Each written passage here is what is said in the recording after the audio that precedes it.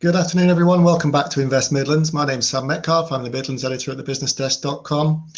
In this session, we'll be looking at the role of Freeports. Freeports, of course, are a key part of the government's post-Brexit international trade plan.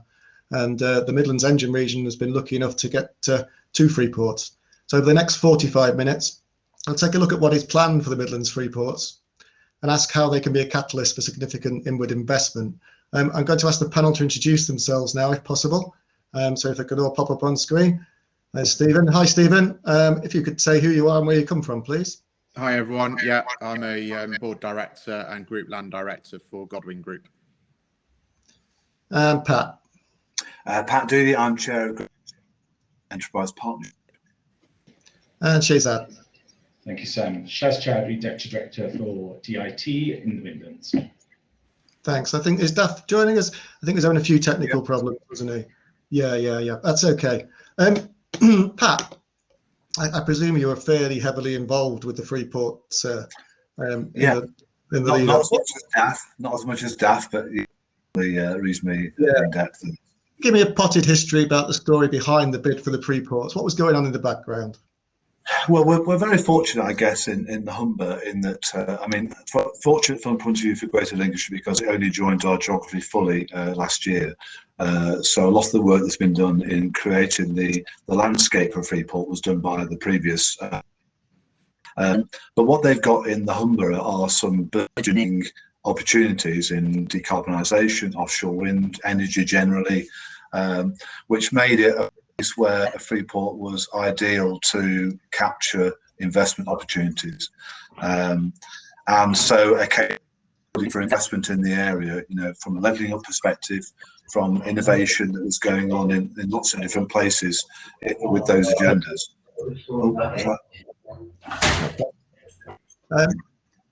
That is Daf. Here he comes.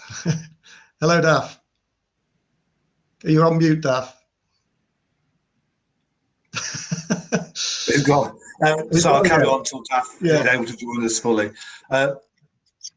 We've been going on over a number of years in preparing the ground for investment in various allied opportunities, and the came at the perfect time to capture the opportunity. What government clearly wants from the investment in is there's growth, there's remanufacturing or onshoring of manufacturing, and the opportunity is very strong there. And a lot of the work we've been doing over the past year and a half has been preparing the ground, talking to businesses, making sure everyone recognised this wasn't just a local benefit to the Humber area, but to the Greater Lincolnshire and indeed Midlands area as a whole. I think one of the things is to engage people to understand the opportunity is not localised. It's a very significant opportunity, and given the success of the East Midlands Airport bid as well, for the Midlands, this is a really big opportunity to see inward investment in what you would really call a game-changing manner. Thanks, Pat. Daf will have a closer hand on the previous history to it. Yeah. So going back a bit further. Apologies for the slight delay. The technical issues have made this complicated. But yes, I think the whole Freeport entity has come together. Actually, we were being involved in discussing this for at least the last 5 years, trying to persuade government initially of the case for why Freeports could have a transformative effect for regions around these coastal areas, in particular around the UK.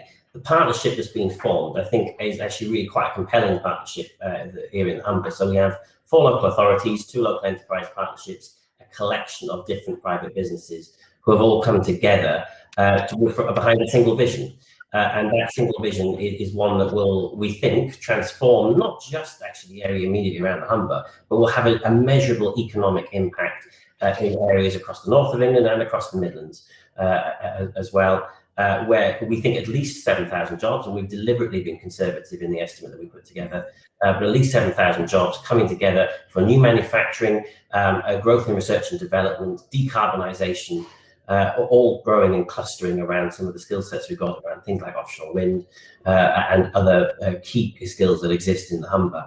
The partnership that's been formed together is actually really quite inspiring, I think, because I think it's fair to say, I'm sure Pat will agree with me, the Humber and the various stakeholders around Humber haven't always seen eye to eye on everything, haven't always come together around a single piece of understanding. On this occasion, everyone has worked genuinely collegially and haven't at any point yet so far had any disagreement, which is refreshing, to say the least. Sammy, you're on mute. Sammy, on mute. Heard that before. How can Freeports, Chaz, be a magnet for serious infrastructure growth? And then, Stephen, what else does that bring as far as, serious commercial property prospects, really? First, Shaz. Yeah, no, certainly. So infrastructure will be accelerated in and around the 8 Freeport sites across England.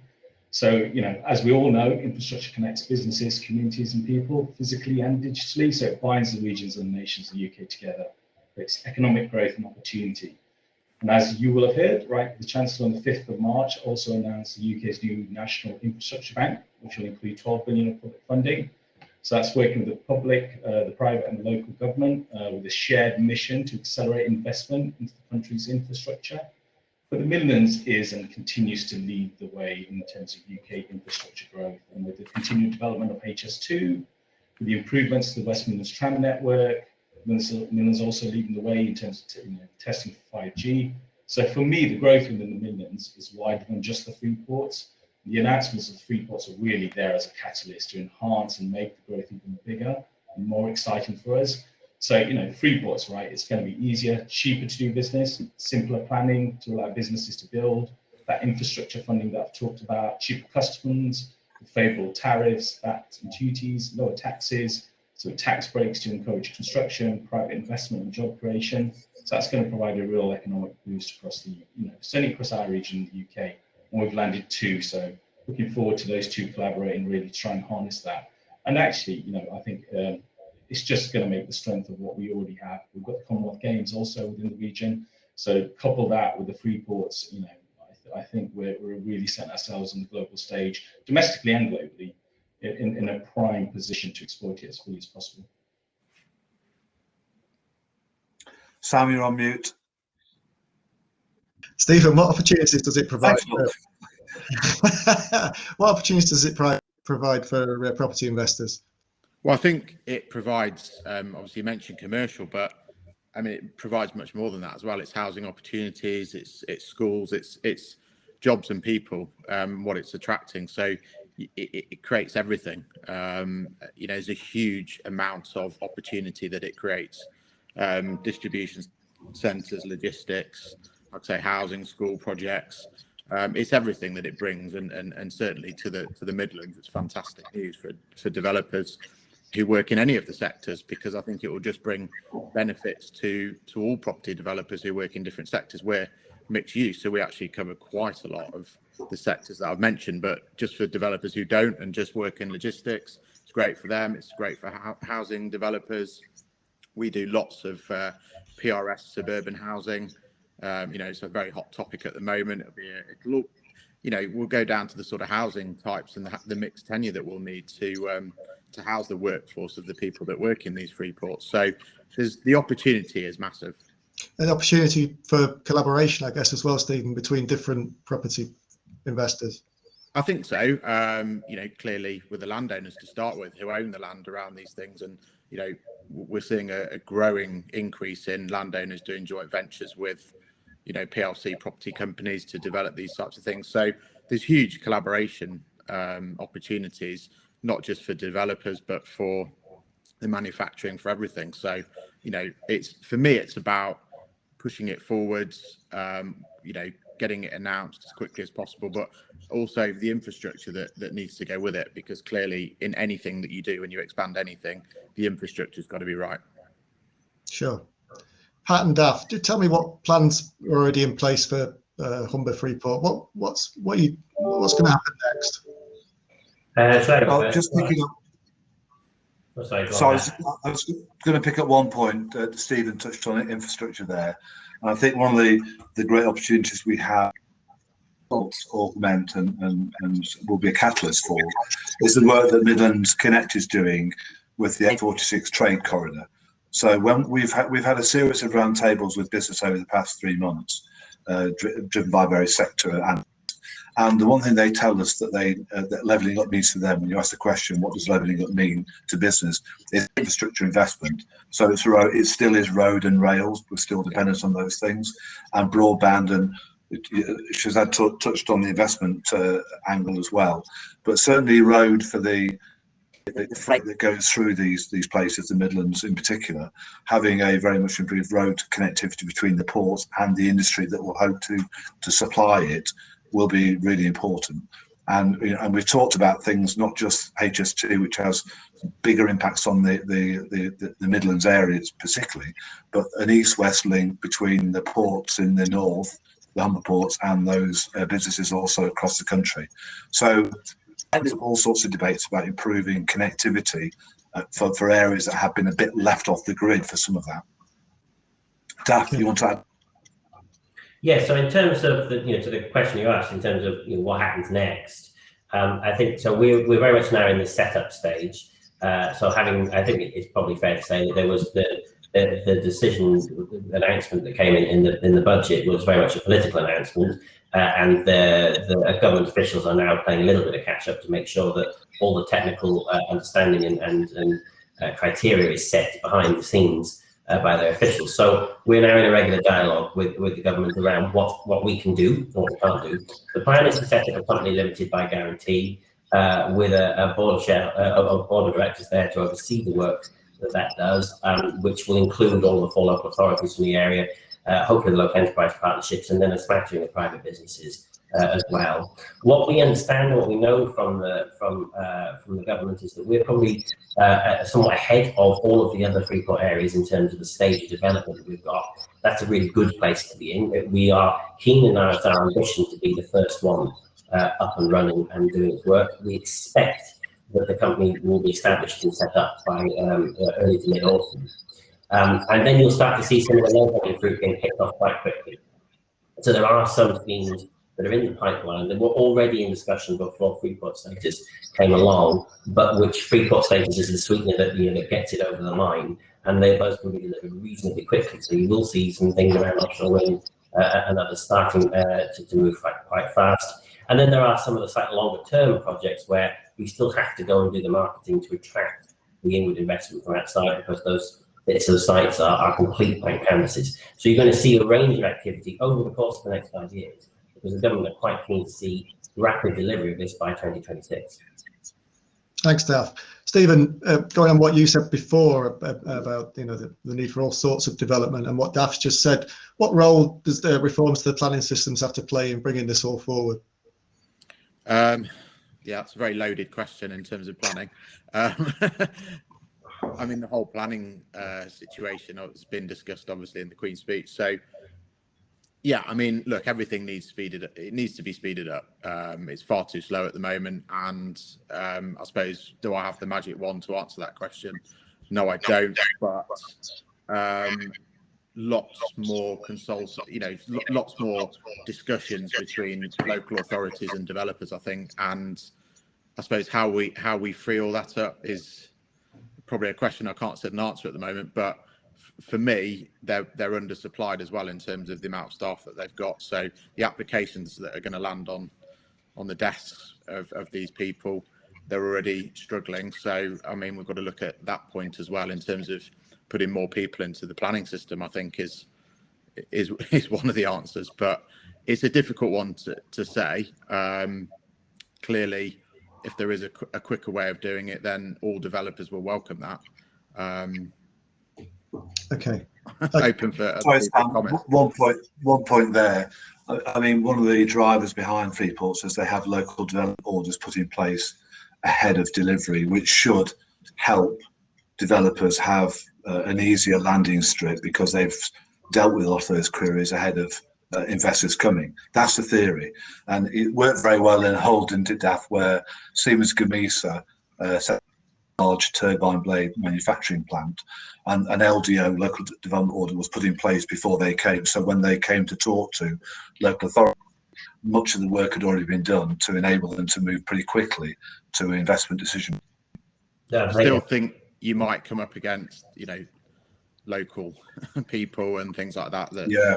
So I like the theory, and I hope it goes forwards that way. I think in practice we've all learned that we do come up against, and there'll be sets of people that won't be looking at it like we were with opportunity. They'll be looking at it in a negative way, and I suppose that will slow down the process. But I think it's probably worth, just to be controversial for a second, I think it's probably worth saying that I don't think that is a problem that we're likely to face in Humber. When you look at the places where our sites are located, none of them are particularly close to residential areas. They're all in land that's either been earmarked for development or is just right for development in other areas. It's good transport access and reasonably far away from domestic areas, the residential areas. So I understand the potential for the problem. I'm sure there are parts of the country where the Freeports areas are going to encounter those issues. Looking at particularly our 3 tap sites in the Humber, I'm struggling to imagine that that's likely to be a problem. Agree, but that's only one of them, isn't it? There's obviously 8, and there's a few that I can see, but no one knows. We've got to push this forwards. Everyone's got to push it forwards together, and if we come across speed humps in the way, that's what we've all got to get over. But I think one other thing, Steve, which probably helps the debate a bit, is that much of the new technology that's coming is green energy related, and particularly for us in Humber, carbon capture, the largest polluting area of the UK, and turning it into a clean zone. It'll be hard to have a public argument against that, but I think road access, roads can lead to problems in certain areas. But there's a way to bring behind the green agenda, and much of the work both at East Midlands Airport and on the Humber is focused on making this a cleaner society. Clean energy, decarbonisation, offshore wind. They're all the things that people will struggle to have a public problem with, I think. Again, that does come down to some of the infrastructure there in making everything green, which we're putting in quite a lot of charging points in all of our roadside retail schemes, and unfortunately there are areas that just can't. The upgrade costs of putting in the supply is so vast. For example, 600 kVA powers 6 car parking spaces, 150 kVA powers a McDonald's drive-through. So it takes a lot of power to give a 45-minute charging supply, and that for me is a topic to talk about elsewhere. But when you're putting in these, it's all about infrastructure for me. That the infrastructure that is put in will be the success or failure of the Freeports, I think. Thanks, Stephen. Shehzad, can you talk us a little bit about how the Freeports will be attractive to businesses who are looking to relocate there?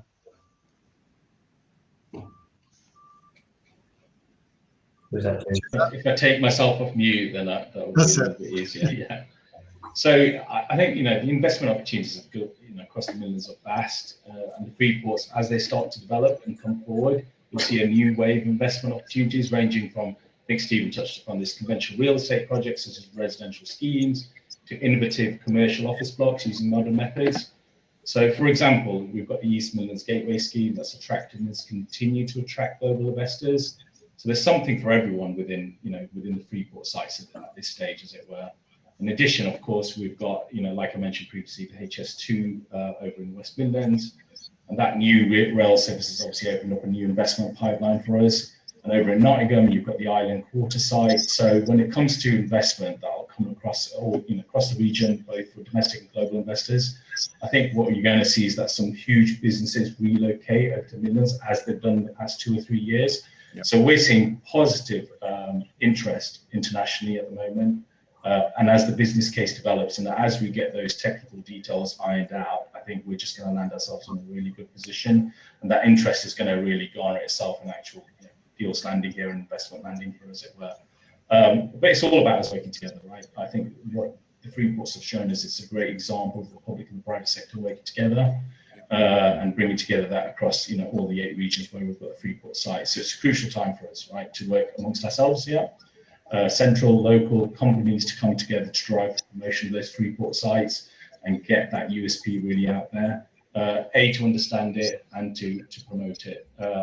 Alone within DIT, I've got overseas champions that are totally dedicated to the Midlands, and they're placed across 7 markets, key markets, and they'll be promoting the Freeports as part of an integral, proposition around the Midlands, as it were. So you're going to see government really backing this with some hard resource in the right markets with the right investors, as it were. And you'll see a lot, the Freeports theme running across every bit of our investment strategy going forward, certainly from a DIT perspective as well. We've got the Global Investment Summit happening in October, so Freeports will be a key feature of that and a key sort of linchpin as part of that. So, as long as we can continue to work together as we are doing today, discussing these matters, I think you've got a really good trifecta of discussion and individuals here to try and take that forward. But yeah, so lots of promise really, but it's around getting that proposition out there and articulated to potential investors, both domestic and global. Yeah, I'll come to Daf and Pat in a minute. Stephen, are you confident that businesses will want to relocate to Freeports? Absolutely. The only problem is if it's just moving jobs around the country, we've got to that would cause problems. But yeah, I think people are ready. They're talking about it. It's ready and waiting. It's just how quickly we can push it forward. Pat and Daf, how Shehzad mentioned about getting the message out there. How are you? What's your plans for doing that? Well, I think just on the issue in terms of moving it from other parts of the country, I mean, the government are really very keen to avoid displacement and in fact are deliberately incentivising growth in newer areas to make sure that it's new growth. But I think in terms of marketing as a prospect, that's one of the things the new company once it's set up are going to have to do. We're really keen that the offer, I think, is really an exciting one. If you think about it from an investor's perspective, if you are a global investor, you're looking to create a new manufacturing facility, and you're not actually overly precious where in the world it goes, it's got to be the right business community. Well, if you look at the suite of package of measures that make it exciting to be located in a Freeport in the UK, added to the fact that it's next door to a port infrastructure, so you have easy access to raw materials, to component parts, to international markets to export your finished product. We think it's quite an attractive environment. For us, the challenge is to get the name Humber out there, because outside of the UK, that's not necessarily as well known as it could be. Pat, do you want to add to that? Yeah, I think, the idea of companies moving around the country just to achieve a 3 or 4 year gain on national insurance doesn't sit investment decision making. They're short-term benefits, and the whole point of these is to create clusters of innovation, which is much more long-term. And I've been talking. I don't usually, in my role, get involved with inward investment, but I have been this week talking to. I had one this morning, and what they're interested in. The tax side is almost a small part of the equation. What they really want to know to be as close to a port, close to deliverable power, close to clean energy. They want hydrogen, and they want it relatively shortly, and they want carbon capture. So they want to be somewhere where those things are to happen in the near future. And the of the tax zone, attractive though it is, and it is very attractive for a lot of people, isn't the whole decision-making process. And you can tell by talking to them, including international investors, they have other things that are more important to them. And I think the clustering of innovation space is really key to that. I think make these successful in the long term is what else it creates. We know now about some of the technologies that are going to provide cleaner growth. What will we know in 5 years' time? What will we know in 10 years' time will be vastly. It will have moved on considerably since then. So that's I think what's proving attractive, and certainly for the future, we've never had as many inward investment inquiries as we have currently, and that's driven by 2 factors. One is the Freeports, and one is the food sector going through its growth. So both those things are attracting a lot of investment interest at the moment. Thanks, Pat. Stephen, there's an interesting comment on the right-hand side there from Isaac about how you engage with the wider community who may well be receptive to things such as Freeports, but don't really get the chance to, learn too much about them or the benefits, rather versus the sort of serial objectors to these schemes. Do you think that's something that should be, just looked into really? Absolutely, because the build to rent sector was like that when it was first launched, in the fact that public were going to consultations, didn't really understand what the build to rent actually was because it was so new. So one of the consultations we did was not only having just the scheme there, but a lot of it was more about what it was as a sector, how it was going to improve, how the government wanted to see it overtaking landlords, so all the benefits. And for me, that's key. If you probably walk down the street and tapped on 10 people's shoulders and asked them what a Freeport was, maybe one might turn around and tell you what it was. And I think all of that, the marketing and everything, talking to the local communities, as Isaac's pointed out, would, a lot of times it's put into the media and people don't really understand what it is. So they vote against it, or they just think it's a bad thing because someone else tells them it's bad.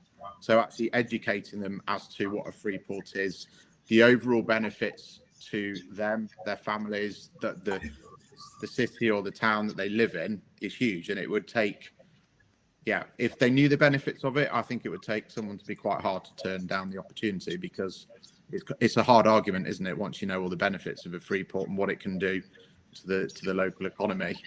So I think the educating side of it is hugely important. Yeah. Could I come in on that? Could I come in on that point? It's just so for our project, we've been for the Humber Freeport, we've now done, I think, in addition to lots and lots of media activity in the local media in and around our area, I think we've done now 4 webinars, sort of publicly available webinars. I think there's another 4 in the schedule, and that's just since the decision came through in the beginning of March. We've also been going around the various community groups. We've been speaking at town council areas and so on, to try and spread the word about this. But I think one of the key things, and one of the questions we most commonly get at those events is, okay, this is maybe great for big business wanting to come in and locate to the area, or some of the big businesses already established in the area. How do the smaller businesses, the local contractors and suppliers benefit from it, so that the knock-on impact in the local community is felt? And that's one of the things that we are actively trying to discuss, is about how we incentivize that, how we incentivize those new companies that are coming in to establish, to get them to use local businesses wherever it's possible. So local contract firms for any building that's being done, but even down to things like catering supplies and cleaning and so on, making sure local businesses are promoted as part of this package. It is very much part of the endeavour, because the idea is it's that ripple effect. It's not just the new jobs coming directly in, it's the knock-on impact that has in the wider. So it's a framework for collaboration, isn't it? Yeah, absolutely. And just to come in on that, Sam, this is all around the levelling up agenda, which is the onus for a large part of this, which is creating an ecosystem, not just for the global big players to come in. It is around locally grown businesses to have that innovation creep through. And just coming back to that point, I think there's a massive education piece here to try and understand Freeports, coming back to Stevie's point. So in DIT, we have export champions and investment champions. So we're harnessing them to talk about Freeports at a lower local level as well, with smaller end of business scale, try and educate them on the benefits of this. But I agree with you, Daf, there's a much wider piece here around understanding how the benefits will be for the micro end of the business scale, as it were. And how they can feed in, and again, it's creating an environment, isn't it, with these Freeports, and just a massive education piece, because some will see this as more borders than less borders. So I think there's a lot that we need to combat in terms of around the education piece, and certainly within DIT we're working towards trying to just re-educate the populace around that as well. And if you go back to the planning question that you asked, I think clearly one of the answers that we've learned from this is the public and local authority stakeholder engagement, which would probably, help speed that up. We lost Stephen. Sorry, can you hear me? Yeah, I can hear you now. Yeah, sorry. So back to the planning question that you asked. I think from what we've discussed today, we already know that through public and local authority stakeholder engagement, that would definitely overcome some of the speed of the process that we often face elsewhere. Thanks, Stephen. Pat and Daf, how do we evade the sort of competition between the two Freeport areas? How are you going to how are you going to work together to sort of promote each other, really, and promote the wider region, I guess? I'll let Pat take that first. Thanks, Dan. I guess at the higher level, with Midlands Engine, we are part of the same collective to collaborate, and that's already going on in terms of the green agenda, and that is the opportunity. It would be daft, wouldn't it, having two businesses going after the same goal, where they could work together, collect something more. And that's the opportunity that this agenda presents. The universities are great catalysts, and already, for example, so one of our tax sites is Gould, a rail college for future, or a rail institution for future innovation in the rail sector, is being grown with Birmingham University. Our own universities in Lincoln and Hull are very much involved with the Freeports in terms of the logistics innovation and other elements of innovation in those projects. So there are great opportunities, is the answer, for us to work to get the collective knowledge of the area and wider still across the UK. We had a Midlands Engine meeting about this just last week, and we shouldn't just stop at the borders of the Midlands in trying to bring expertise and intellect to some of these challenges we face. We need to go a bit further afield so that we all get the government investment that's coming. So I think it's a very strong opportunity platform, and it's how we garner partners' support to get the best that will judge how well this has worked. Can I just come in on that, Sam? Sorry, on mute. I think, yeah, you've certainly got the Midlands Engine partnership, which galvanises the voice and that partnership working across the region. I think it's just, we've still to get these over the business case approval stage. So I think it's just working together as much as we can between both Freeport sites to try and get those business cases over the line, as it were, and just be consistent around the messaging. I say, again, I think this is not alone just for the two Freeport sites, but it's with government, with departments like myself, to be consistent about the message and consistent about the offering and the differentiation of the offering between both sites, as it were. And there's plenty, I think, out there for everybody to grab hold of with both Freeport sites. So as long as we know we're not working in competition with any of the Freeport sites across the nation, and that there's plenty of opportunity to work consistently together and then to recognise our own strengths. But, across the Midlands Engine, you've got a fantastic voice and a coalition through the partnership itself, as it were. I think it's also fair to say that there's an inevitable about a bit of competition between sites, just as there is in the port sector in general. There is competition between those. Actually, I don't think there is much of a competition between the Midlands Freeport proposal and the Humber one, because it's actually they're operating, I think, in slightly different areas. They all have a slightly different offer where I think there's an opportunity to collaborate and work together, where we shouldn't be opposed to each other. But I think, for example, for the Humber, we are definitely in competition with Tees because we are trying to attract the same set of investors and have a similar proposition to each other. But actually, we just have to embrace that fact and say competition can be healthy, and that forces our hand to make sure we up our game and do what the really good things needed to attract people. And just on that point, I mean, yeah, I agree, Daf, in terms of the competition is healthy. You're both looking to get yours, the first one out the door, right? The first Freeport operationalised, as it were. So that's just fantastic to see. So, anything that we can do to try and speed this up, we're looking to land this over the course of the next year. So, just as here, Daf, be really eager to get those business cases over the line and operationalised, and to really start seeing the benefits as early as possible. I think that's just fantastic. That's where competition can really work in a healthy practice, as it were. Thanks, Shehzad. Tom Erskine made a point on the side there. He wants to know how he gets involved. Where does he register his interest? Stephen, is this something you've done so far and you could help Tom with? Yeah, I know Tom, so I can pick that up with Tom. Okay. And what should people do, Pat and Daf, if they want to get interested in the Humber Freeport? If they want to go to our website, which is humberfreeport.org, the contact details are on there, but my details are on there also. Our bid director, David Gwynn.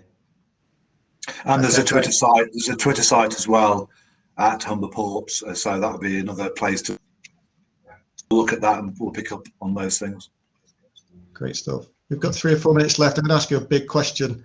to end on, and I'm going to start with Stephen. If we're looking a decade into the future, where do you see the Freeports in the Midlands engine region? How do you want them to operate?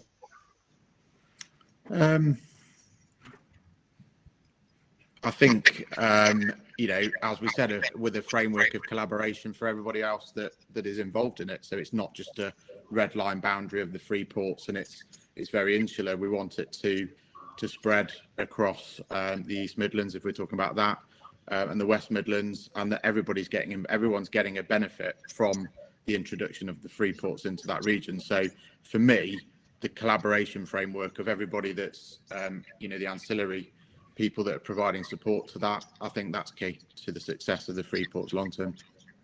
Thanks, Stephen. Shehzad. So I think, if this year's taught us anything, it's our plans need to be fluid and flexible. So you're trying to future-proof in sometimes an uncertain world. So you'll see several emerging trends and sectors moving across the next 10 years. So for us, it's clean growth, it's future mobility across all modes of transport. So I think that's going to be really key for us going forward. But I think we just, again, I think this is just another element in championing free trade, promoting the UK's investment offers and our regional investment capabilities, as it were. But I think there's an element of remaining fluid and flexible, just in terms of what the past years taught us. And, clean growth is key for us over the next 10 years. That's continuing to grow. And future mobility, I think, harnessing those two key USPs, which, are great for the Midlands, and remaining fluid and flexible, I think, will be key for us over the next 10 years in terms of our operating across these two Freeports as well. Thanks, Shehzad. And Daf and Pat, where do you want the Humber port to be in the next decade? I very much agree with that point about being fluid and flexible. I think that's a very good point. But I think if you're casting your eye to the future, if we've been successful in this, we've delivered on the inward investment, we've got the 7,000 plus jobs established in this area, then I think the future for us looks as though we're reaching a path back to the government's door to say, let us do more. We've proved that this is successful. We've proved this is a really good catalyst for economic growth. We can do more if we can expand the number of tax sites, we can expand the number of customs zones, and we've proved the model, so let us take on even more after that. I think I would add to that the rather big ambition that we've achieved. Climate change goals, sounds a very grand thing to make a statement about, but we can see how close we are to solutions both in decarbonisation, carbon capture, and the offshore wind. The Humber's already the biggest offshore renewable O&M site in the world. We want to maintain that against the growth we see in China and other places, and we want to ensure that this area of the country, clean energy, the country needs to get to carbon zero by 2035. So if we don't deliver a substantial element of that, because we are the highest polluting area because of the and steel processing in the country, we will let us, that will be a disappointment to all of us. But I think the other part, and I think Stephen mentioned it, it's an integrated, the whole region benefits. We don't just see a small tract of land on the south and north of the Humber benefit, but we see that the true benefits go much further afield, and we all get a bit, we all feel part of it. That's a good positive note to end on, I think, isn't it? And then thank you all. The 40 minutes has gone very quickly. Thank you then to Stephen, Pat, Shehzad and Daf, and good luck with all your work with the Freeports. Thank you. Thank you. And we'll see you all later. Thanks. Guys, thank you. Bye.